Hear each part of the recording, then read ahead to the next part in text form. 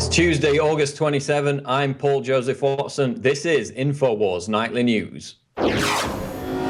Tonight, Americans say a war with Syria would be the most unpopular conflict ever. Then, the United States attempts to sabotage the UN chemical weapons investigation. And can weather be controlled using lasers? That's next on the Infowars Nightly News. I'm a Marine Corps. You're my enemy.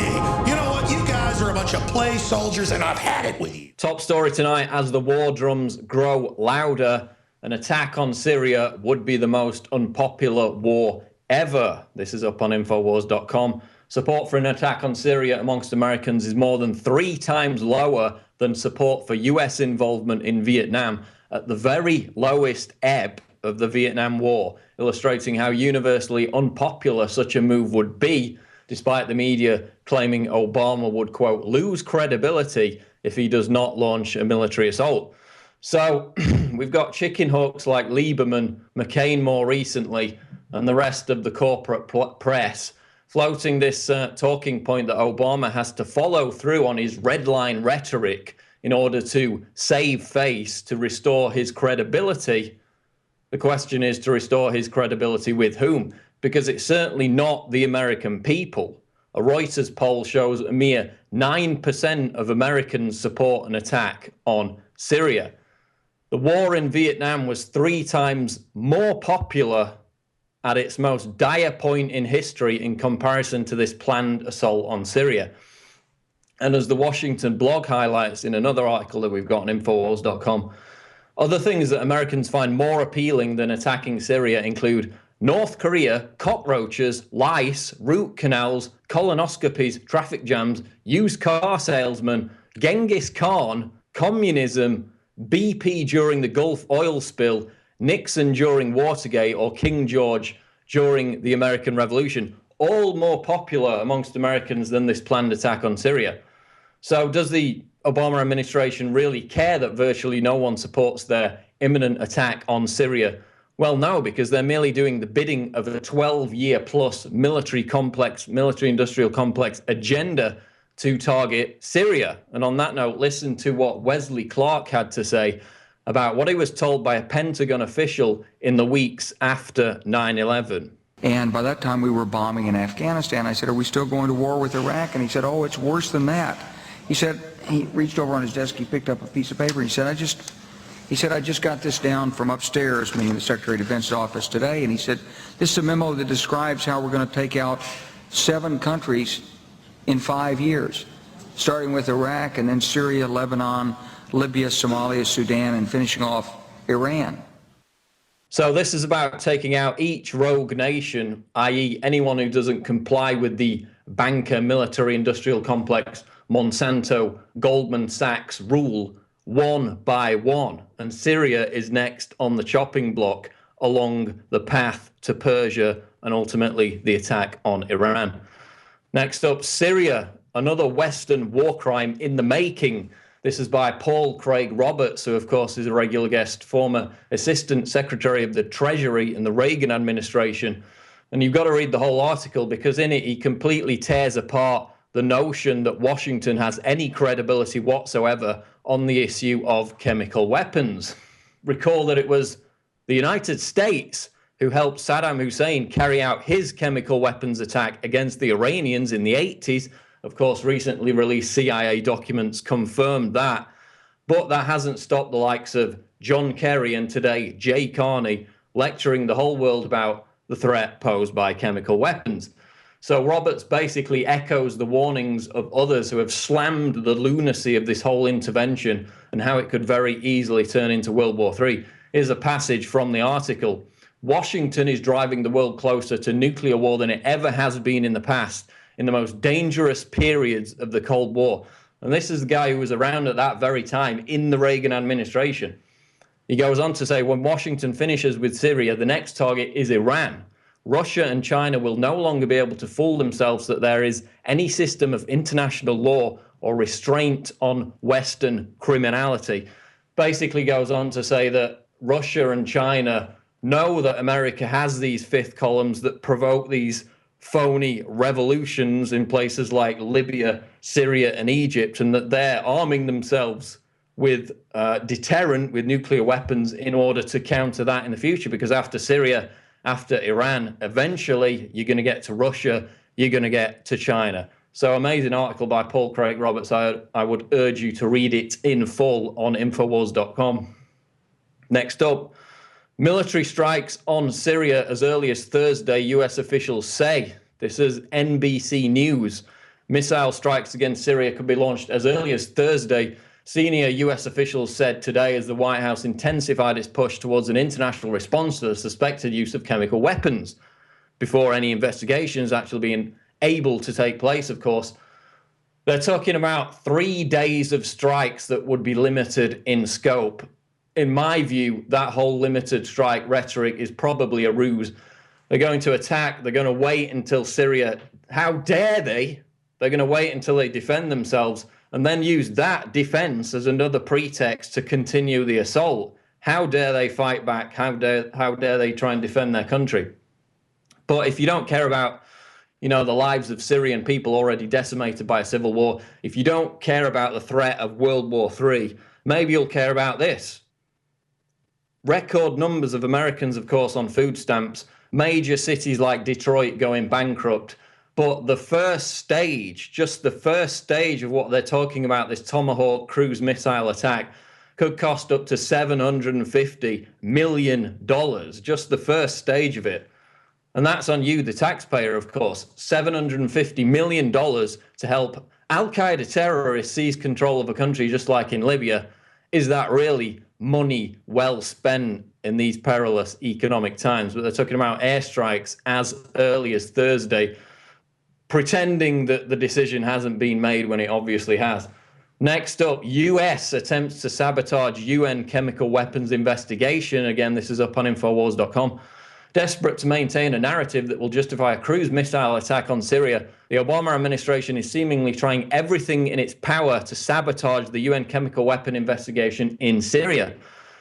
So why are the US and Britain so keen to derail the UN inspectors? Well, it's because last time they investigated a chemical weapons attack in Syria, the UN concluded it was the rebels who were responsible. We can't have that happening again, can we? That's going to interrupt this whole narrative, this whole drumbeat for war. It's very inconvenient indeed, which is why after the UN inspectors were targeted in a sniper attack yesterday, which all the evidence shows leads back to the rebels, the US came out with this veiled threat that they couldn't, quote, guarantee the safety of UN workers, which was basically a threat. Now they've had to postpone the investigation until tomorrow. Who knows if it'll even continue? Every hour is crucial. If they found evidence that the rebels were behind this alleged chemical weapons attack, as they were in the past, it could scupper the whole narrative that's building up towards the attack. And basically, we're seeing the same thing that happened in Iraq. The inspectors went in, they found no evidence of weapons of mass destruction, and they were told by the US, doesn't matter, get out because we're going to bomb the crap out of this place anyway. So we're seeing the same thing unfold in Syria yet again. On the one hand, they're saying this chemical weapons inspection is inconsequential. It doesn't matter. We've already made our minds up before that any evidence has come in. And then on the other hand, they're actually trying to sabotage it with these sniper attacks and now a veiled threat telling the UN to get out of the country. They can't guarantee their safety. So dirty tricks all along the way in the build-up to war, as you would expect. Meanwhile, in America, this is out of benswan.com, how America reacted, Miley Cyrus versus Syria. And you can see the graph we're displaying here now. This is a Google search comparison from 2 days ago for the search terms Miley Cyrus versus Syria. And as you can see, an infinitely greater number of Americans are more interested in some whore of Babylon, talentless airhead gyrating on stage than they are the fact that their government is about to lead them into another war that could very well end up being the genesis of World War III. So you've got a twerking Miley Cyrus versus a potential global nuclear conflict. No competition for Americans. Miley Cyrus wins hands down. Someone on Facebook came up with a separate graphic, which you can now see, in a desperate attempt to kind of hoodwink Americans into paying attention by combining the two subjects. Don't think it's going to be successful, but good effort anyway. So, you know, verge of another war. Americans are obsessed with MTV Video Music Awards and Miley Cyrus gyrating about on stage, par for the course with the zombies. Couple of quick items of financial news in relation to Syria now. Dow falls 100 amid mounting worries over Syria. All S&P sectors lower. This is CNBC.com. Stocks remained in negative territory Tuesday, with the Dow drifting further from its psychologically important 15,000 mark amid building worries over potential US military action in Syria. And gold is having a huge day, and it just went straight vertical, reports Business Insider. And again, when war is on the horizon, of course, investors rush to the safe haven of gold bullion. And if it gets as bad as some have warned later down the line, then gold is just going to go parabolic. So all of you who bought during the recent dip are going to be patting yourselves on the back for making the right decision. Stock market heading lower, gold heading higher in response to these war drums. And now a fascinating article out of the Telegraph, switching gears into environmental news. Headline, weather could be controlled using lasers. Scientists are attempting to control the weather by using lasers to create clouds, induce rain, and even trigger lightning. Experts from around the world are together at the World Meteorological Organization next month to discuss how powerful laser pulses can be used to generate changes in the atmosphere that influence the weather. Their experiments have shown that intense pulses of light can cause ice to form and water to condense, leading to the formation of clouds. And they've begun testing this, firing lasers into the sky. And you know that if they're going public with this now, then, you know, as we've documented, governments have already been geoengineering on a vast scale for decades, altering the weather, altering disasters before they happen. And I guess that, you know, firing lasers into the sky is less dangerous than loading the atmosphere in the name of reducing global warming, which is what the likes of Bill Gates-funded scientific organizations have been doing for many years, with potentially disastrous consequences as these geoengineering projects get bigger and bigger. But now they're talking about firing lasers into the sky to alter the weather. That's out of the Telegraph today. Time for our quote of the day now. Every gun that is made, every warship launched, every rocket fired signifies in the final sense a theft from those who hunger and are not fed, those who are cold and are not clothed. That's Dwight D. Eisenhower, who of course warned us of the perils of the military-industrial complex, now set to suck hundreds of millions, if not billions more dollars out of the US economy in the name of another insane yet lucrative military intervention in Syria, which, as we said earlier, is going to cost some $750 million just for a kickoff. So again, warning from history from Dwight D. Eisenhower. Coming up, I talk to singer-songwriter Szilva Vecserdy about the Miley Cyrus-style degenerative pop culture cannibalism that's the debate at the moment, and how the music industry is being used as a tool to dumb down and distract America's youth. Stay tuned for that interview on Infowars Nightly News.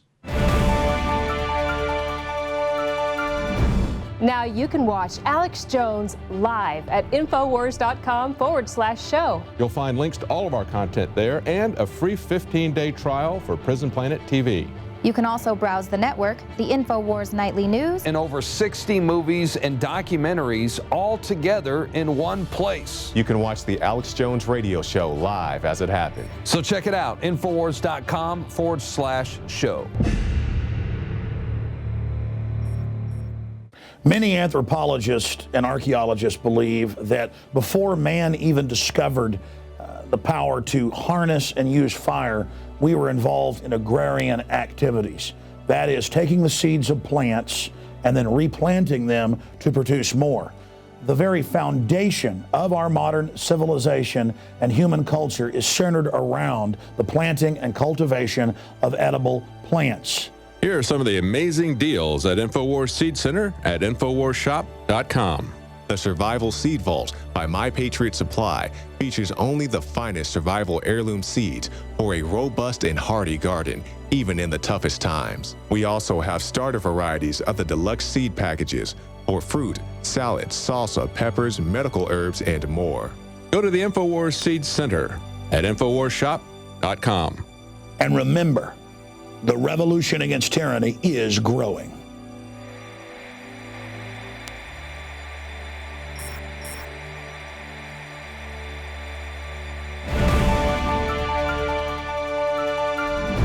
We're back on Infowars Nightly News, and if you've seen the show before, then you'll know that we're always keen to promote up-and-coming independent musicians whose work is informed by the spirit of truth. And on that note, I'm pleased to be joined by singer-songwriter Szilva Vecserdy. Szilva, welcome to the show. Hey, Paul. Thanks for having me on the show. Thanks for being here. So for the viewers who are not aware of you or your work, briefly tell us about yourself and your musical background. Okay. My name is Szilva. I'm a first-generation Australian with a Hungarian family heritage. When I started singing and songwriting, it resonated with me deeply, and I knew that creating and performing music was the path that I wanted to follow for the rest of my life. And Paul, I find music to be such a beautiful gift, and the fact that it's a language that everyone on this planet understands was the main reason why I wanted to pursue music. So, since I've been here in Los Angeles, I've been writing and producing music, probably, over 80 songs with my music partner, Chris Landon, and we've formed the music production company 222 Music. Some of these songs I use for my artist repertoire when I perform live with my band. However, a lot of songs that we write I use for licensing to other artists, for commercials, for movies and whatnot. And Paul, I just want to say that my mission in life is to inspire and bring about change through the language of music. I believe that's why I'm here, and I want to do it in a positive and impactful way. Now, you're obviously Australian, but you're in LA at the moment. But from speaking to you, you're obviously aware of, Alex Jones, Infowars, and the truth movement in general. Mm-hmm. How did your political awakening arise, and how does it inform your music? Well, I think alternative media sources are exactly what society has needed for a very long time, because prior to this, we only really had one mainstream machine pumping us with a one-dimensional angle. So, I believe that our society has the right to explore, subjects in different lights. So to me, it's a positive move in the right direction. And I think everyone has the right, to explore subjects in different lights. It's, as Americans, as Australians, and that kind of thing. So I think everyone can agree that YouTube, as crazy and oversaturated as it is, has opened up a lot of doors, to an overall awakening, which is great. And as an artist, I consider myself more alternative as opposed to mainstream. So, I prefer to write songs about my passions and my life experience and my thoughts and visions, and that's never going to change. Now, one of your songs I saw in a previous interview, you briefly discussed it, is about overcoming resistance, and you cited Stephen Pressfield's book, which I've also read, called The War of Art as an Influence. And, as anyone who's read that book will know, it's mainly focused on eliminating procrastination, especially in the creative fields. So just explain to the audience, where this form of self-resistance comes from and how we can overcome it in the creative process, whether it's writing, music, or any artistic pursuit. Right. Well, procrastination definitely is one of the main forms of resistance. And resistance is a self-created invisible force, and it basically deters us from our path. When we're trying to move forward, of fulfilling our goals and that kind of thing, it's like a negative magnet. So for every step that we move forward, resistance tries to take us back a step or two. And resistance through distraction is a very powerful force to overcome. I think I think pop culture is a massive form of resistance, and it doesn't encourage critical thinking and creative expression. Paul, in regards to self-generated resistance, I think the first step in overcoming that is identifying its existence. And, once we've done that, we can learn, and through discipline, we can block it and win our own creative battles.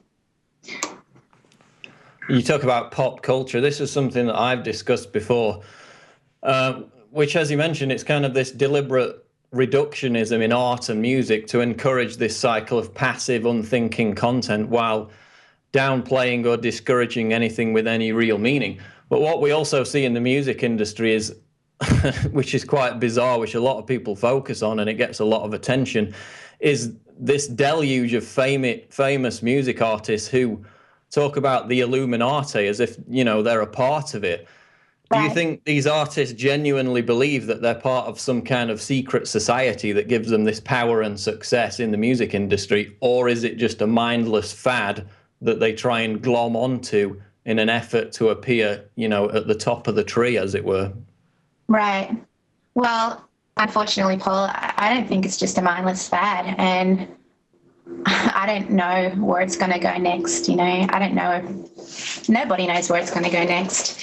One thing I do know, though, is that the message is being portrayed to young people today, and I'm talking preteens, are perhaps a reflection of the mindless behaviour of so many Americans that we keep hearing about in the news.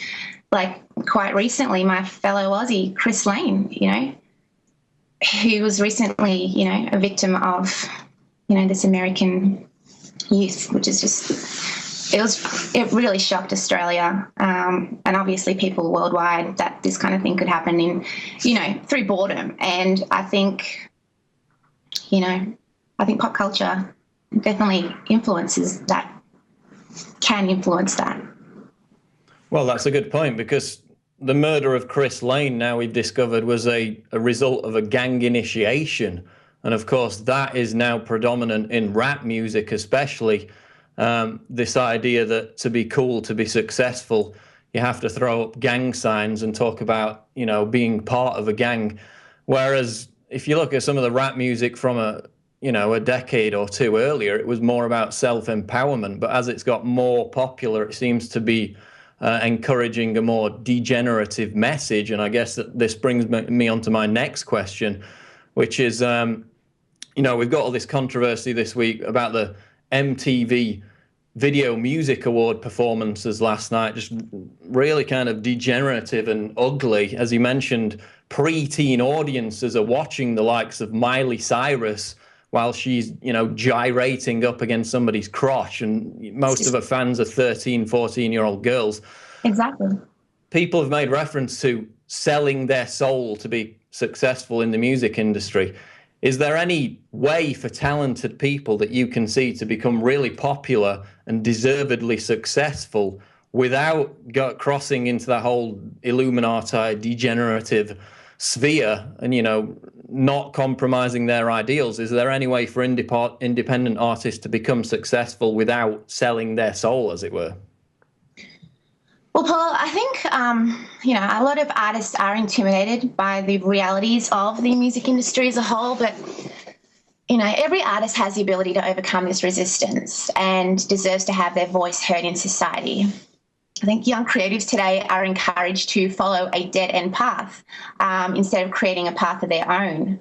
But with the means of social media, I think anything's possible. And if you're true to yourself, this will ring true to others as well. So I hope that we can create a new generation of artists by supporting each other's art and creations, and to do this in an effort to overcome the resistance that our current pop culture attacks us with. And I just want to say that I feel like today, pop culture is a machine that's fronted by, how should I put it, like an army of puppeteers that communicate a disturbing subliminal message to entertain an audience and our future society. I mean, sometimes it's subliminal, sometimes it's not so subliminal, as we saw at the VMAs, but the true definition of the word entertain is being detained and letting something enter you. And the more I do my own personal research on, shows such as Infowars and that kind of thing, and find out about things and learn about things, it's, about how our youth are being entertained. It's really scary. I'm kind of worried for the future. Well, of course, Lauryn Hill, when she went public earlier this year, she labeled it the media industrial complex. She basically said the music industry was designed to oppress people with genuine talent while pumping out this mindless nonsense. And right. Relation to that, I mean, what role from a positive aspect do you think that that music has to play in educating young people about real issues? Because we saw more of that, 20, 25 years ago, not so much now. So how do you think music should be used to educate and inspire young people, the young generation? Well, music has a profound impact on society and culture, and I feel like our current pop culture promotes a very disturbing behaviour amongst young people in society, like we've just been talking about. And nobody is speaking about it critically in the mainstream media, and young people don't know any better, so they embrace it.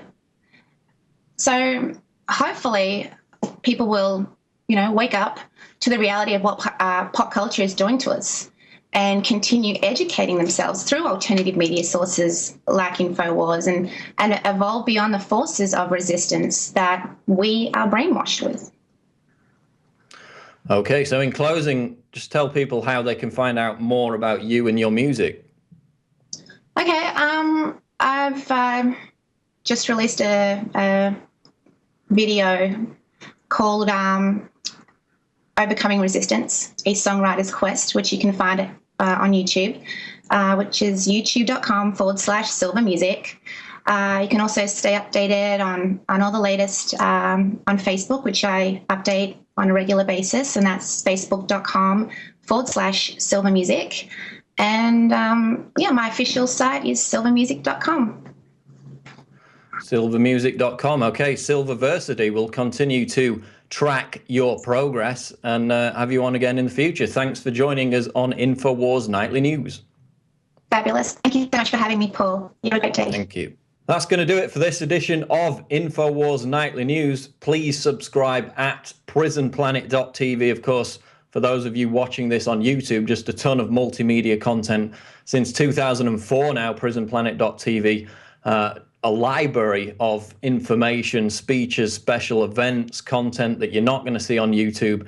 And of course, it supports our entire network, enables us to deliver this content, Infowars Nightly News, Monday to Friday at 7 p.m. So subscribe at PrisonPlanet.tv, and we'll see you on the next edition of Infowars Nightly News.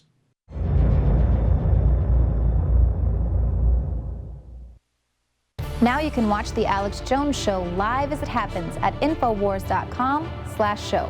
You'll find links to all of our content there and a free 15-day trial for Prison Planet TV. More than 60 movies and documentaries all in one place at Infowars.com/show.